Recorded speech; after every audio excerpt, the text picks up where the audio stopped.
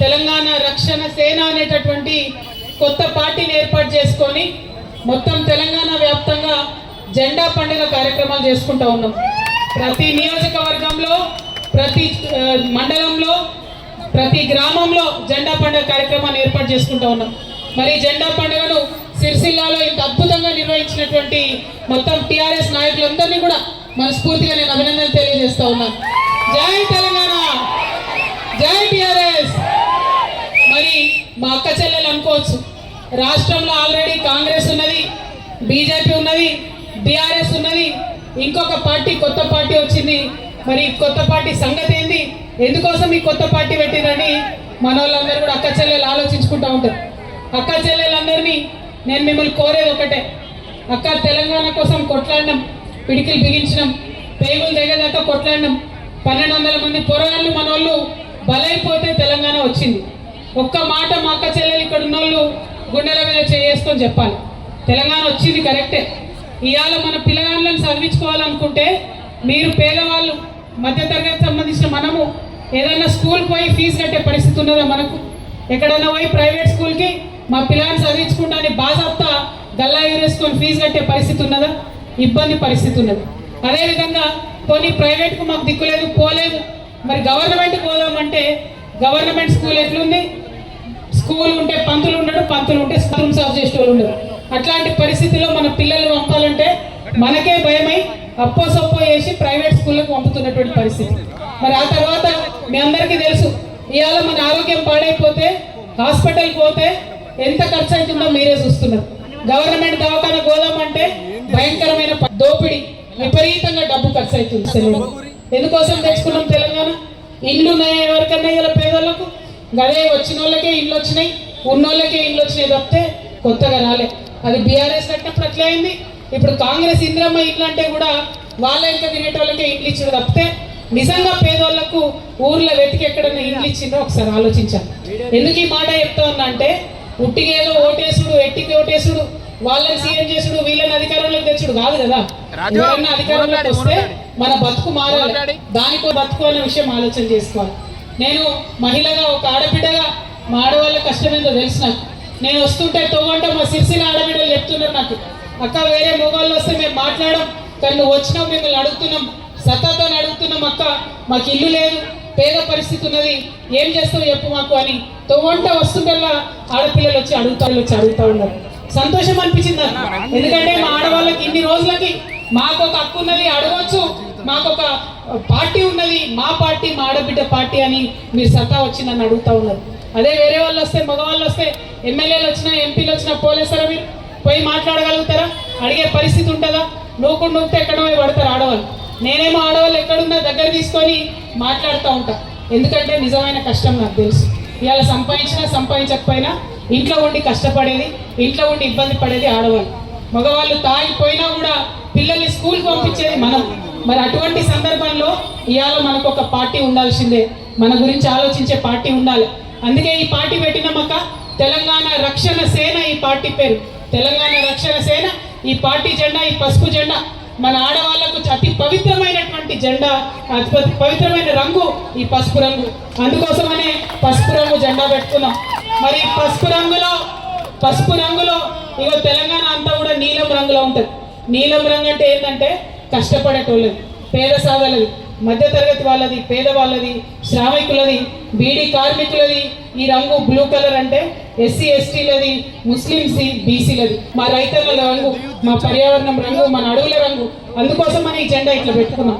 ఎందుకంటే ఏది పెట్టినా ఉట్టిగా బాగా ఇబ్బంది అయితేనో, బాగా ఆవేదన కలుగుతానో ఆలోచించిన తర్వాత ఒక నిర్ణయం తీసుకుంటాం. నిర్ణయం తీసుకున్నామంటే వెనక్కి రాము. ఇలా నేను ఒకటే పంతం పట్టుకొని బయటకు వచ్చినాక, మా రాష్ట్రంలో, మన తెలంగాణ రాష్ట్రంలో ఏ ఒక్క పేదవారికి కూడా చదువు అనేటటువంటి దానికి ఒక్క రూపాయి కూడా ఖర్చు కావద్దు. ఎంత పెద్ద ప్రైవేట్ స్కూల్కి పోయినా మా ఆడవాళ్ళు ధైర్యంగా పోయి పిల్లల్ని చేర్పించుకునే పరిస్థితి ఉండాలి. రెండవది, హాస్పిటల్కి పోతే ఏ ఒక్కరికి కూడా ఒక్క రూపాయి కూడా మీ జేబులోకి వెళ్ళి ఖర్చు కావద్దు. ప్రైవేట్ హాస్పిటల్లో ఎంత పెద్ద వైద్యమైనా కూడా చేసుకునే పరిస్థితి ఉండాలి. అందుకే ఆలోచన చేసి 5 పథకాలు పెట్టుకున్నాం. ఉచితంగా విద్య, ఉచితంగా వైద్యం. ఇక నెక్స్ట్ మనకి ఏం రంది ఉంటుంది అక్క, మన ఆడవాళ్ళకి 10 ఏళ్లలో ఒక నోటిఫికేషన్ రాలే గ్రూప్ 1కి. అదేవిధంగా కాంగ్రెస్ ఉన్నటువంటి ఇన్ని రోజులలో సంవత్సరానికి 2 లక్షల జాబ్లు వేస్తామంటే ఎక్కడ కూడా జాబ్లు వేసిన పరిస్థితి లేదు. అందుకే నేను ఒక ఆలోచన చేసిన, ఇవాళ ఎట్లయితే ఊర్లలో మన ఆడబిడ్డలకు సెల్ఫ్ హెల్ప్ గ్రూప్స్ ఉన్నాయో అట్లా యువతీ యువకులకు చదువుకున్న ఆడపిల్లలకు మగపిల్లలకు మంచిగా గ్రూప్స్ పెడదాం. పెట్టి వాళ్ళకు 2 లక్షల నుంచి 20 కోట్ల దాకా వాళ్ళు ఏం బిజినెస్ చేసుకుంటామన్నా ఏం చేస్తామన్నా వాళ్ళ చేతిలో 2 రూపాయలు రావాలి. అట్లా వస్తేనే వాళ్ళ గౌరవం ఉంటుంది. ఇది కూడా నేను ఉట్టిగా పెట్టలేక నేను మాట్లాడుతూ ఆలోచన చేస్తా. బాగా మగపిల్లలు ఆడపిల్లలు చదువుకున్న పిల్లలతో మాట్లాడినా వాళ్ళు ఒకటే మాట చెప్పారు, అక్క మాకు 18 ఏళ్ళు వచ్చినాయి, 20 ఏళ్ళు వచ్చినాయి, 25 ఏళ్ళు వచ్చినాయి, ఉద్యోగం వస్తలేదు, చదువుకున్న ఇంట్లో పైసలు తీసుకోవాలంటే బాధ అవుతుంది. మా తల్లి గ్రూప్లో పైసలు తీసుకొని ఎత్తుకొని వచ్చి నాకు 1 లక్ష రూపాయలు ఇస్తే బండి కొనుక్కుంటున్నా, ఎత్తుకొని అక్క గ్రూప్లోకి వెళ్ళి 3 లక్షల రూపాయలు మా అమ్మ ఇస్తే ఆటో కొనుక్కొని నడుపుకుంటున్నాక ఇజ్జత్ అనిపిస్తుంది. పెద్ద చేతికి వచ్చినటువంటి కొడుకును మళ్ళీ అమ్మని డబ్బులు అడుకోవాలంటే ఇజ్జత్ అనిపిస్తుంది అక్క అని ఎంతోమంది ఆడపిల్లలు మగపిల్లలు చెప్పిన తర్వాతనే నేను ఈ పథకం ఆలోచన చేసిన. ఎట్లా అయితే వాళ్ళ ఆడవాళ్ళ గ్రూపులు పెట్టి పెడుతున్నామో రేపటి నాడు మన యువత కోసం గ్రూప్స్ క్రియేట్ చేస్తాం, యూత్ ఎంపవర్మెంట్ గ్రూప్స్ క్రియేట్ చేస్తాం, వాళ్ళకి డైరెక్ట్గా లోన్లు ఇస్తాం. ఇక అన్నిటికన్నా ముఖ్యమైన విషయం, అత్యంత ముఖ్యమైన విషయం, మన రైతన్నలు ఉన్నారు. వారికి ఇవాళ సిరిసిల్ల జిల్లా మొత్తం కూడా వ్యవసాయ ప్రధానమైనటువంటి జిల్లా. అందరం కూడా కష్టం చేసుకొని బతికేటోళ్ళు రైతన్నలు. ఇవాళ ఎక్కడికి పోయినా కూడా ఒక్కసారి రైతన్నలు ఆలోచన చేసుకోవాలి. మీరు పని నుండి ఎంఆర్ఓ ఆఫీస్ పోతారు, పని నుండి కలెక్టర్ ఆఫీస్ పోతారు, ఎవరన్నా మనం దేక్తారా, ఎవరన్నా కాంతారా, ఎవరన్నా పిలిచి నీకు ఏమైనా ఏం పని ఉందా అని అడుగుతారా? ఒక్కరు కూడా మాట్లాడరు. మన చెప్పులు చూస్తారు, మన బట్టలు చూస్తారు, ఎవరు కూడా మాట్లాడరు. అందుకే రైతు రాజు కావాలంటే ప్రతి గవర్నమెంట్ ఆఫీస్లో ఖచ్చితంగా రైతుకు ఒక కౌంటర్ ఉండాల్సిందే. ఆ కౌంటర్లో రైతును కూర్చోబెట్టి నీకేం పని కావాలని అడిగి చేయాలి. ఇవాళ వానలు పడుతున్నాయి, జర ఏదైనా పొలం వేసుకుందాం, నన్ను గింజలు చల్లుకుందామంటే మందు బస్తాల కోసం యూరియా కోసం పోస్తే ఫోన్లో యాప్ అని పెట్టింది. ఆ యాప్లో ఎవరికి కూడా ఏం వస్తలేదు. నేను ఇక్కడ సిరిసిల్ల నుండి డిమాండ్ చేస్తున్నా, ఆ యూరియా యాప్ అనేది రద్దు చేయాలి. ఆ యూరియా యాప్ అనేది వద్దు, యూరియా యాప్ రద్దు చేయాలి. మరి ఇక్కడ మనకు సెస్ అని ఉండే, ఇక్కడ సిరిసిల్లలో సపరేట్గా కరెంట్ వచ్చేది. ఆ సెస్ కాస్త మంగళారతి అయిపోయింది. దాన్ని ప్రైవేట్ వ్యక్తులు కబ్జా పెడదామని చూస్తే లాస్ట్కి అటు ఇటు అయింది, అది మొత్తం గవర్నమెంట్లో కలిసిపోయింది. మరి ఇక్కడ స్థానికంగా ఉన్న ఎమ్మెల్యే గారు కేటీ రామారావు గారు సెస్ అంతా కలిసిపోతుంటే కూడా ఒక్క మాట కూడా మాట్లాడలే. మరి మొన్నటికి మొన్న ఈ కాంగ్రెస్ ప్రభుత్వం రైతుల మీద కుట్రతోని సపరేట్గా రైతులకు డిస్కౌంట్ పెడతామనంటే రైతుల కరెంటు నిండా ఎత్తగొట్టే ప్రయత్నం చేస్తే కూడా మీ సిరిసిల్ల ఎమ్మెల్యే రామారావు గారు ఒక్క మాట కూడా రైతు డిస్కౌంట్ గురించి మాట్లాడలే. అంటే రైతు డిస్కౌంట్ కావాలనా వద్దనా ఏందన్నది కూడా ఒక్క మాట ఇక్కడ ఉన్న ఎమ్మెల్యే గారు చెప్పాలి. అంటే ఆయనకు తీరిక ఉండదు అనుకోండి, వీకెండ్ వచ్చిపోతాడు కాబట్టి మిగతా టైంలో దొరకదు కాబట్టి ఆ తీరిక లేక మరి ఆయన మాట్లాడలేదేమో నాకు తెలియదు. ఇక అది పక్కన పెడదాం. ఈ సమాజంలో ఈ తెలంగాణలో మనకు కావాల్సింది ఏంటి? సామాజిక న్యాయం కావాలి, అందరం బాగుండాలి. అది బీసీలు కావచ్చు, బీసీలలో కూడా చాలా పేదవాళ్ళు ఉన్నారు, ఎస్సీల కన్నా పేద పరిస్థితిలో ఉన్న వాళ్ళు ఉన్నారు. ఎస్సీలలో అయితే చెప్పే అవసరం లేదు, ఇంకా దారుణంగా ఉన్నది. మరి వీళ్ళందరూ బాగుండాలంటే సామాజిక న్యాయ తెలంగాణ కావాలని మేము కోరుకుంటా ఉన్నాం.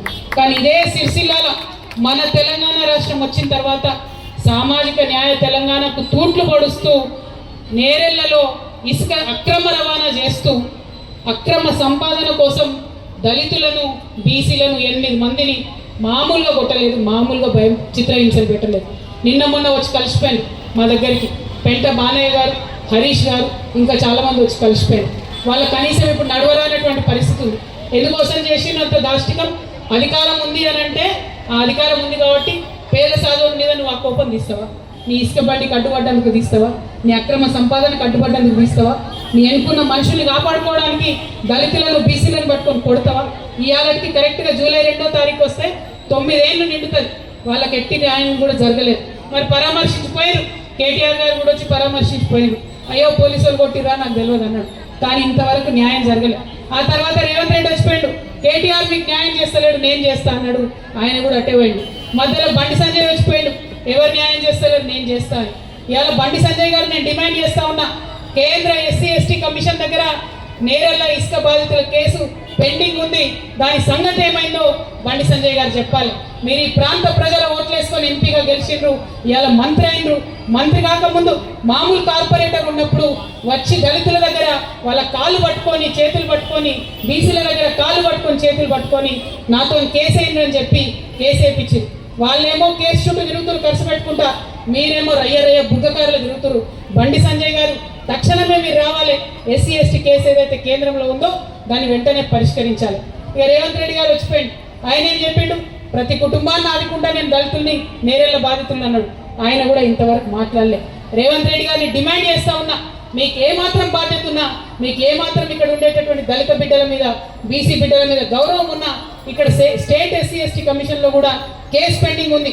మీరు ఇంటింటికి వారికి డబ్బించి ఆదుకుంటామన్నారు, ఆర్థిక సహాయం చేస్తామన్నారు, నీకుంటా నేను అన్నారు, మాట తప్పిండ్రు. ఇది మంచి విషయం కాదు. వచ్చి ఖచ్చితంగా నేరేళ్ల బాధితులకు న్యాయం చేయాలి. మరి ఈ అన్న సంజయ్ అనే ఏడు, అటు రేవంత్ రెడ్డి అనే ఏడు, ఇటు కేటీఆర్ అనే ఏడు, ఎవరు చేయాలి? రాష్ట్రంలో ఉన్న మగవాళ్ళందరికీ కూడా డబ్బుతోని, అక్రమ సంబంధంతోని, అక్రమ సంపాదనతోని కళ్ళు మూసిపోయి ఉన్నాయి.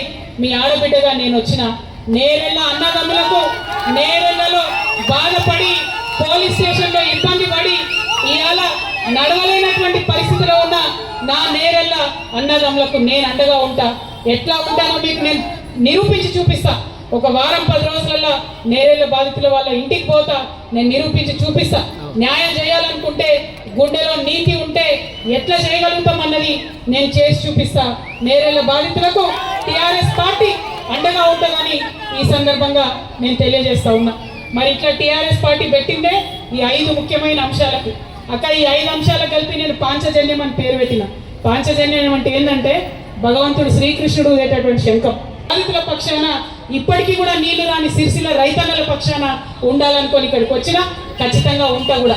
ఒక్క మాట అడుగుతా ఉన్న సూటిగా, ఇక్కడ ఎమ్మెల్యే గారిని కేటీఆర్ గారిని, ఆ పక్కన ఎమ్మెల్యే గారు ఆది శ్రీనివాస్ గారిని, కాళేశ్వరం ప్రాజెక్టులో సిరిసిల్లకు 1,08,000 ఎకరాలకు నీళ్లు రావాలి. వస్తుంది ఎంతయ్యా అంటే సిగ్గు అనిపిస్తుంది. 480 ఎకరాలకు వస్తుంది నీళ్ళు. 1,08,000 ఎకరాలకు కాళేశ్వరంలో నీళ్లు రావాలి. సిరిసిల్ల నియోజకవర్గంలో వస్తుంది ఎంత అంటే 480 ఎకరాలకు వస్తున్నది. మరి ఎందుకు ముఖ్యమంత్రి గారి తర్వాత ముఖ్యమంత్రిగా ఉన్న కేటీఆర్ గారు ఎందుకు సిరిసిల్ల పొలాలకు నీళ్లు మలుపుకోలేకపోయినరో ప్రజలకు జవాబు చెప్పాలి. అదే వేములవాడలో 1,15,000 ఎకరాలకు రావాలి, 30,000 ఎకరాల కాడ వేములవాడలో వస్తున్నది. అంటే ఇంకా 77 ఎకరాలకు రావాలి, 77,000 ఎకరాలకు నీళ్లు రావాలి. వీటి మీద కూడా తెలంగాణ రక్షణ సేన కొట్లాడుతుంది, రైతన్నలకు నీళ్ళు వచ్చే విధంగా ప్రయత్నం చేస్తుంది. మరి సిరిసిల్ల అంటేనే అగ్గిపెట్టెలో చీరను నేసిన మా నేతన్నల జిల్లా. మేమందరం గర్వంగా ప్రపంచవ్యాప్తంగా ఎలిజబెత్ రాణి దగ్గర కూడా మన పేరు నిలబెట్టినటువంటి జిల్లా సిరిసిల్ల జిల్లా. ఆ నేతన్నలకు, మా పద్మశాలి ముద్దు బిడ్డలందరికీ కూడా హృదయపూర్వకంగా వినమ్రంగా నమస్కారం చేసుకుంటున్నా. మరి అప్పుడు కేటీఆర్ గారు నేను ప్రతి సోమవారం చేనేత వేసుకుంటా, ప్రతి మంగళవారం చేనేత వేసుకుంటా అని చెప్పి సాంచలు కట్టిస్తా అన్నాడు. వచ్చే ప్రయత్నం చేసి కొంతమేరకు జరిగింది. కానీ ఇవాళ ఏవైతే షెడ్లు కట్టించిండ్రో అక్కడ ప్రతి షెడ్డుకి ఓన్ యువర్ లూమ్ అనేటటువంటి పథకం పెట్టింది. ప్రతి షెడ్డుకి సాంచా బిగించుంటే ఇవాళ చేనేత అన్న ఎవరైతే నేతన్న ఎవరైతే కూలీగా ఉన్నాడో ఆయన ఓనర్ అయ్యేటోడు, కానీ బిగించలే. దాంతో ఏమైంది, ఇవాళ మొత్తం వడ్ల బస్తాలన్నీ కూడా షెడ్లలో దోస్తున్నటువంటి పరిస్థితి. మళ్ళీ చేనేతలు ఎవరైతే ఉన్నారో వాళ్ళు ఏదో కంపెనీల దగ్గర వేసుకున్నాడు తప్పితే వాళ్ళకైతే ఓనర్షిప్ రాలేదు, వాళ్ళకైతే ఇంకా ఆదాయం వస్తలేదు. అప్పుడు అట్లా పరిస్థితి ఉన్నాయంటే ఇప్పుడు ఈ రేవంత్ రెడ్డి గారు ఈ మహానుభావుడు వచ్చిన తర్వాత ఆయనతో ఉన్న యాన్ డిపోను కూడా సిరిసిల్లకి వెళ్ళి తీసుకుపోయిన వేములవాడలో పెట్టిండు. కార్మికులు ఇక్కడ ఉంటారు, నేషటోళ్ళు ఇక్కడ ఉంటారు, మగ్గాలు ఇక్కడ ఉంటాయి. యాన్ డిపో తీసుకుపోయి వేములవాడలో పెట్టిండు. వేములవాడలో ఒకవేళ నేషటోళ్ళు ఉంటే పర్వాలేదు, కానీ అక్కడ ఎవరు లేరు, తీసుకుపోయి రాజకీయం కోసం అక్కడ పెట్టుకున్నారు. సిరిసిల్లలో కంప్లీట్ గా గాడి తప్పి ఉన్నది. రోడ్ల నుంచి మొదలు పెడితే, నీళ్ళ నుంచి మొదలు పెడితే, కరెంటు నుంచి మొదలు పెడితే, ఎరువుల నుంచి మొదలు పెడితే అన్నిటికన్నా ఎక్కువ మా ఆడబిడ్డలకు రావాల్సిన 25,000 నెలకు కావచ్చు. మరి మా అక్కలు బాగా చూస్తారు, బంగారం తలతల మెరుస్తుంది. ఇచ్చిందా అమ్మ రేవంత్ రెడ్డి మీకు తులం బంగారం ఇచ్చిందా? కళ్యాణ లక్ష్మితోని 2,500 ఇచ్చిందా? గట్టి చెప్పాలి, ఇచ్చిందా? ఇవ్వలే కదా. పెన్షన్ పెంచి నా ముసలమ్మలకి భర్త చనిపోయిన వాళ్ళకి పెన్షన్ ఇస్తున్నాడా? ఒంటరి మహిళలకు ఇస్తున్నాడా? వికలాంగులకు పెంచిండా పెన్షన్? చదువుకున్న విద్యార్థులకు 1,00,000 రూపాయలు వస్తున్నాయా? 2 లక్షలు ఎంత? మీరు రేవంత్ రెడ్డి యుద్ధం చేసుడేనా? సిద్ధంగా ఉన్నారా అందరూ? పక్కానా? నాకు మా అన్నలనే నమ్మకం లేదు.